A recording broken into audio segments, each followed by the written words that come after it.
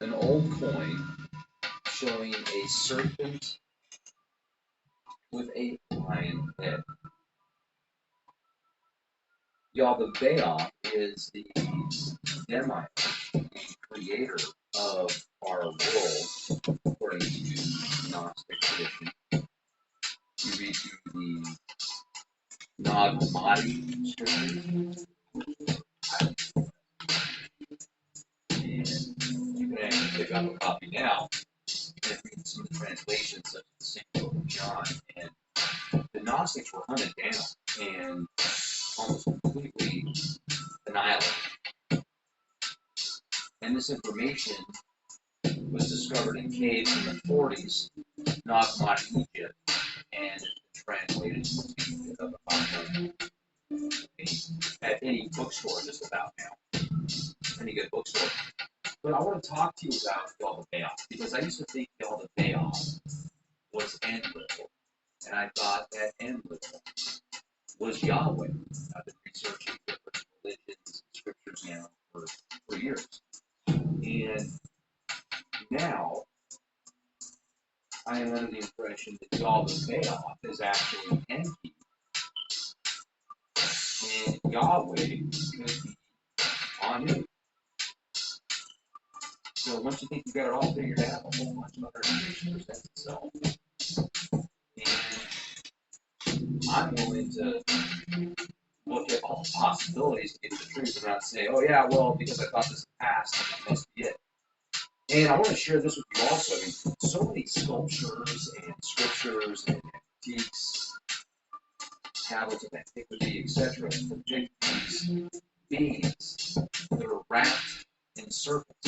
Even the Garden of Eden and the serpent tricking Eve and eating from the forbidden tree of knowledge.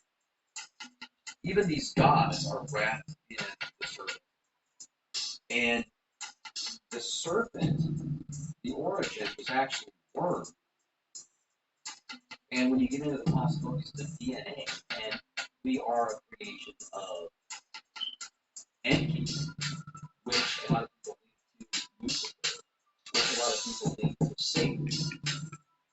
And then you get into the fallen angels, the 33%, and then in the storyline, the Sumerian tablets.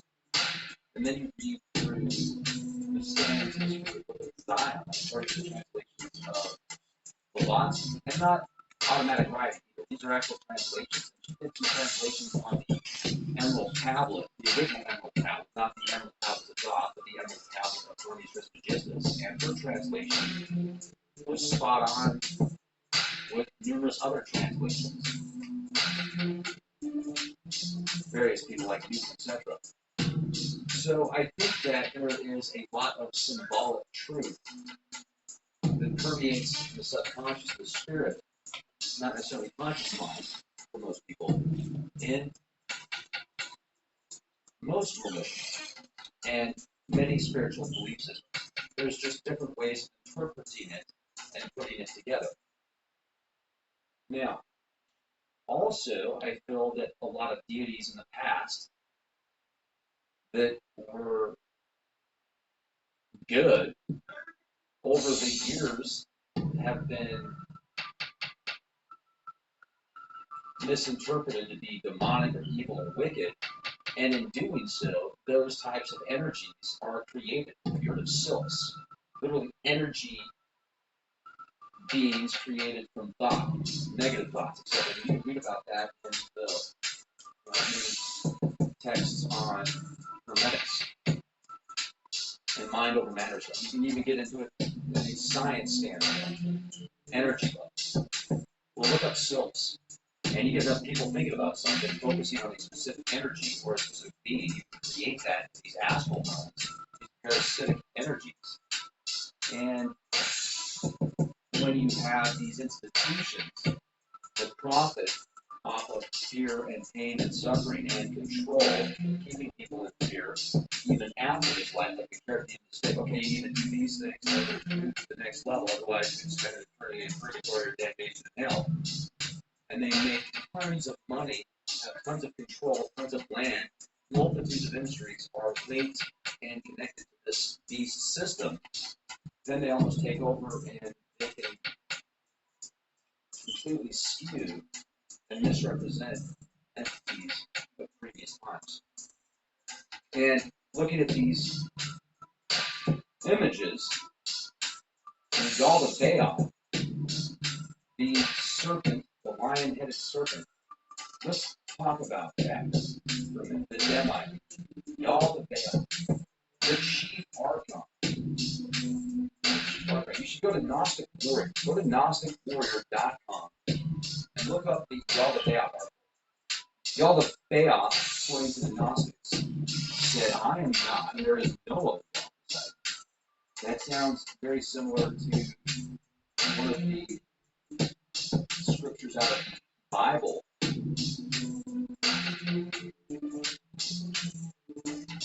The Holy Bible, King James Version, the other version of that canon of treaties and scriptures. And the Elohim, I feel is plural. I feel that there are a multitude of gods that are put in that pantheon, a pantheon of gods that are all listed as singular or attempted to be a monotheistic system. So different entities are all looked at as the same, which in return creates another entity outside of that. And when you read up on Yal the Baal and some of the connections with, for example,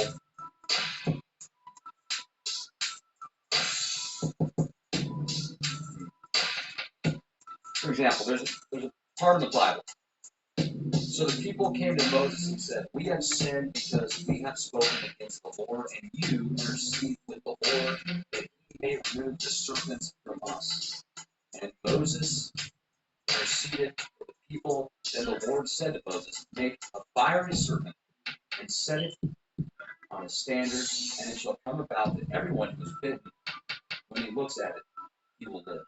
And Moses made a bronze serpent and set it on the standard. It came about that if a serpent bit any man, when he looked at the bronze serpent, he lived. So the symbolic, metaphorical aspect of references of the fiery serpent, commonly known as Baal, all over the world, we can safely attribute this symbology to the original Israelites that could be directly connected to the Phoenicians, Cretans, Minoans, Atlanteans, etc. This is all according to this Gnostic Warrior article, great article. And the serpent, aka worm, was also the standard or house insignia of their race, and later became the phoenix, the heart and the lion of the tribe of Judah. So the people who have brought the serpent and their religion, almost every land in the world which they have left scientific evidence of symbols, languages, and DNA in the same exact places. Not to mention their book, known as the Bible, because I'm just reading this article here, which is the best-selling book of all time. Yeah, it is the best-selling book of all time. And according to this article, Lao is the god of the Israelites, and this can be verified later in Greek mythology under the same name, or under the name of Lacos, or Lacchos, commonly known today as Bacchus. Of the secret mysteries that God, from the liberation of the souls, was expected. Dionysus, Lacus, Lao, or La. Then you can read about Hagia Sophia, Yal the Baal, spoken of as residing in the great chaos, which is the outer mist. Then it gets into the 49 demons that torture wicked souls.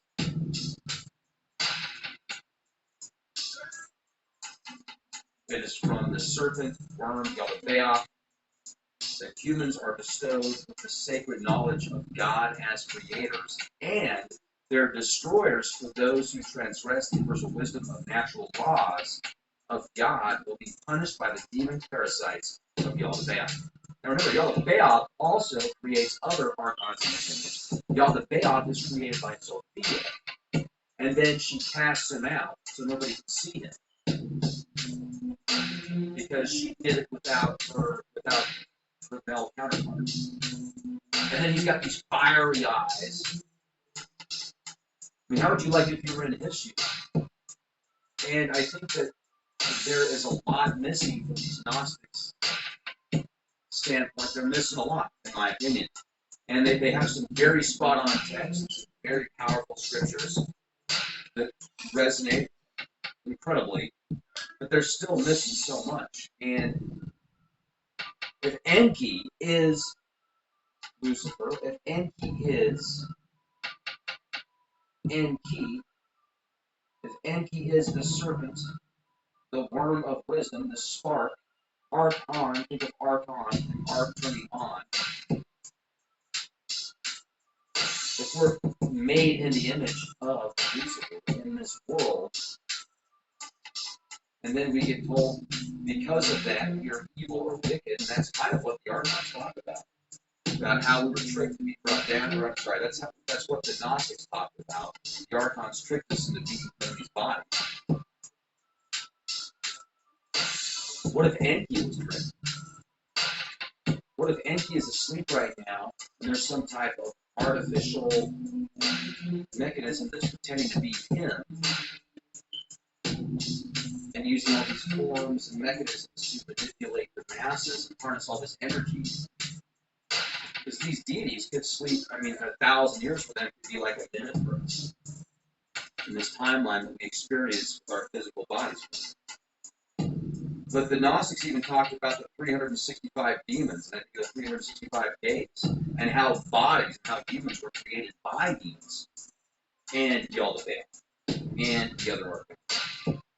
The chief archon, Yaldabaoth. Well, who is the ruler of this world according to Christianity? Not the ruler of our, not the ruler of all, but the ruler of the world, Lucifer. It's like a whole mind warp. Read the Apocryphon of John, the secret book of John, the secret revelation of John. So that just describe that to you. Now also talks about how Yaldabaoth took great power from his mother. Then when he created other archons, and they created Adam, and he breathed life into Adam. The power of his mother went into Adam, and then they attempted to suppress Adam and make him less than he was. And then they messed with Eve when she came about.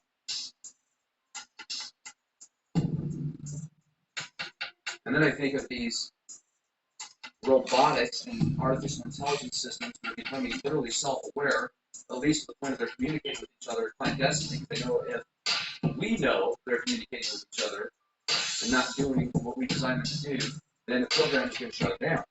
This has been verified. And then there's sites that came out and tried to debunk it. You have to read the fine print of the sites that try to debunk it, even those sites. It's like, okay, yeah, it happened, but it's a little bit different than talking about the part. Anyway, let's change the subject. Let's go back to what's important and how you should have your food genetically modified, because if you didn't have your food genetically modified, so let's actually get to Roundup and glyphosate. Hey, not their fault, because it was supply right. So, Archon, turn that Archon, the worm, the DNA. This is the fail, William Blake. This is, some people think, the Archon, the fall of the angel, 33%. Now here is another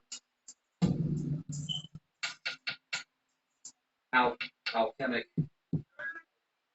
type piece of art. You can see that the serpent latching on. The serpent's always battling the lions. Then you'll see the serpent wrapped around the lion. You'll see the serpent wrapped around these gods. Even the Roman pantheon, the serpent's wrapped around them. The serpent's in everything. The serpent's almost everywhere. And then you're told if you want to be like the serpent, then you're evil. Yet it's embedded in your body. Talk about a mind warp, ladies and gentlemen. I need to get something. that's what I'm getting right now. All right. Anyway, Abrax. Remember Abrax? Now he has more of like a rooster head, it's like a bird head, yet lion legs. And then what about Dumazid, the Sumerian tablet with the snake legs? And he even tells Enki, he tells Enki or someone connected to Enki to get out of the underworld, to get out of the hands of these demons that are attempting to bring against us. Turn my body parts, turn my legs into snakes. Hello. So I can escape. Is it escaping? Is it assimilating? And if it is wrong, to be like a human being, and you are a human being, why are you here as a human being? And what are you supposed to do while you're a human being? Do you ask these kind of questions? I'm not the only one that asks these questions, am I? Bizarre, ladies and gentlemen. We live in the Twilight Zone. We absolutely live in the Twilight Zone. Would you just look at it? And don't forget about pt1.com. Would you just look at it? pt1.com. You can sign up for free. There's over 1,600 podcasts downloadable. Warriors and free thinkers. Today, I want to begin this segment with you imagining yourself traveling to a different location that you may want to go. But this particular location will be very distant from your current home, meaning that it will be located in a totally different country where the people of that country would speak their native language, which of course will be different from yours. The people of this particular country would look different, think different, and even eat different foods from what you would normally intake back home. Their customs and traditions are also different, along with their dates and times. And even the weather of this place is under different atmospheric conditions from what you would normally experience back home. Imagine that you have never traveled to this place previously, nor even seen or heard of this place before. But you travel to this distant location still in hopes of providing a better present for yourself and maybe a better future for your family. And let me add that in order for you to live there, you will have to learn from scratch a totally new culture and a new way of life. And most importantly, possibly a new trade. In fact, the only way for you to survive in this new location is to learn how to communicate efficiently and effectively enough to conduct trade so that you can now have a job or run a business and begin to somehow make an income in this foreign land. Sounds difficult, doesn't it? I mean, think about it. Even right now, with the availability of the internet and possibly having assistance from foreign interpreters at your expense, realistically, this would in fact be a difficult task for anyone to succeed in without the proper connections. Now, with you cognizant of how difficult it would be for you to do this sort of thing today, think about how complex this sort of thing would be if a person attempted the same exact thing at least 100 or more years ago without having the luxury of advanced technology, which should make you ask some questions. Like, was there ever one universal language? And if so, what was it? What was used for our ancestors to communicate with incoming foreigners that were arriving upon these lands? And how did the English language become the primary language spoken, opposed to the many indigenous languages that already existed here in America?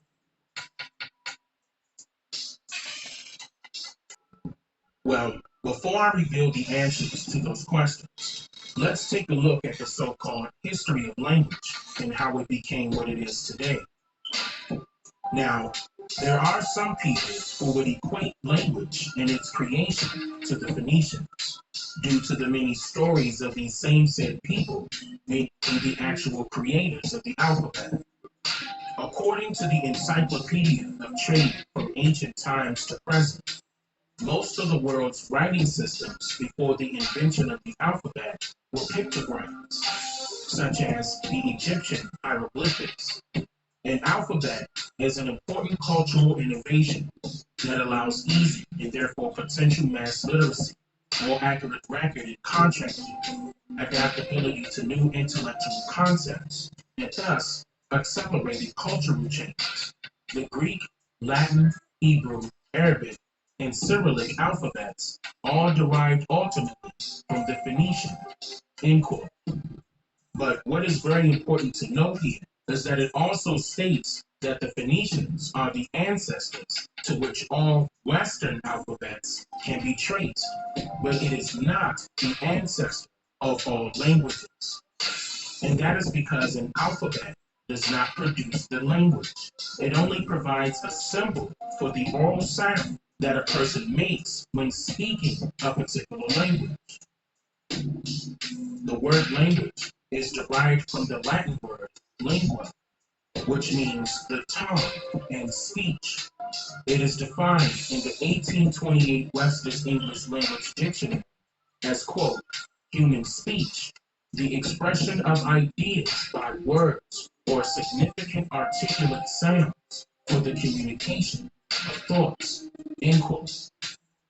So, who are the Phoenicians? And why were they so important to the history of language? The Phoenicians knew that language was a very important part of trade, and before they allegedly created the alphabet, people wrote in cuneiform or pictograms, which could transcribe an entire idea versus just one word. This means that someone would have to be very educated, or rather indoctrinated, in order to produce these types of writings. And because they were known for traveling and expanding their trading empire all across Europe and Northern Africa, they knew how important it was to have a simpler means of communication, especially due to their mainland being a port city along the Mediterranean Sea, allegedly located in what is called Lebanon today. And so the Phoenician city of Byblos became an epicenter for trade. According to the Ancient History Encyclopedia, Byblos was the religious capital of Phoenicia, and papyrus was one of its principal articles of trade. For this reason, quote, the Greeks took the name of the city as their word for book, Byblos, and from their word for books, named our word for Bible, Biblia, which means the books. Byblos was an important shipping port known for its timbers. The cedars of Lebanon was said to be prized by other countries because it was the first city to allegedly perfect shipbuilding. The Phoenicians carried a trade route and created colonies in what is now known as Spain, France, Italy, and Northern Africa. And while traveling to different locations meant learning different languages and written scripts, which in fact took time to study and understand, the Phoenicians allegedly decided to come up with the 22 symbols that we recognize today as an alphabet. It was understood that every word that can be spoken is comprised of different sounds placed together. The Phoenicians realized that 22 sounds make up the majority of words, so they created easy to write and easy to recall symbols that anyone could learn to match with these sounds. It was also said that every one of these sounds were consonants, but many of these sounds were in fact vowel sounds disguised as a consonant symbol or letter. And many of these letters have since expanded into what is now known as the English alphabet. This is why you will find a few letters of the English alphabet having the same exact sounds and symbols, and in some cases having the same sound with different symbols. For some mysterious reason, the English alphabet has a few repeating sounds, in which a new symbol was created for each one, bringing the total amount of letters used in the English alphabet to 26. And the French and Spanish alphabet includes one additional letter, bringing their totals to 27. Now, why is this important, you ask? Well, just as the Phoenicians were traders that traveled and created colonies, so were the English, Spanish, and the French. So, in other words, all of these languages are in fact trade languages, in which each of these trade languages were eventually passed down from generation to generation over time. But in a more historical sense, these trade languages were better known as pidgin languages. A pidgin language is described today as a language with no native speakers, which is used for business, trade, or commerce. It is the reduced form of a language. But if there were no native speakers, then what language is it reduced from? A lingua franca. A lingua franca, from Italian, meaning Frankish tongue, is a language systematically used as a common language to bridge the communication of those people that speak different native languages. English is a dramatic bridge language or a trade language with an added mixture of Spanish words, French words, Greek, Arabic, Latin, and it also heavily incorporates words from the many American Indian indigenous languages that were once spoken upon these lands, now known as the Americas. Lingua franca takes many words and their meanings or ideas and reduces them into a simplified version that could be understood by many. Lingua franca literally means Frankish tongue, a language spoken in German that eventually evolved into the language now known as Dutch. What is also very important to note here is that pidgin languages and lingua francas claim to have no native speakers, but that is very far from the truth. The process, which is used to simplify a language, also seeks to reduce the origin of the word spoken. But if you simply follow the word trail based on the sound of a word, the origin of that word usually shows up with a different spelling attached or a very closely related meaning that is often stated with, not to be confused with, etc. Or the origin of that word could be closely related in meaning and just misunderstood. For example,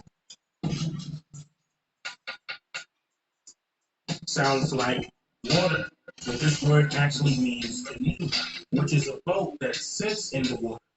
So pointing at the canoe in the water and saying water could have been mistaken by a foreigner as the liquid that was surrounding the canoe, and yet it is now our English word for water. Many languages are in fact the same language, hidden behind different spelling and reverse grammar, misunderstood, but closely related in meanings and spoken with different pronunciations in different dialects. So now, this should make you ask some questions, like, how did we as a people begin to take on the English language as our primary language? And how did the English language become the official but yet non-official language of North America instead of the many indigenous tongues that were spoken before the colonization of this land?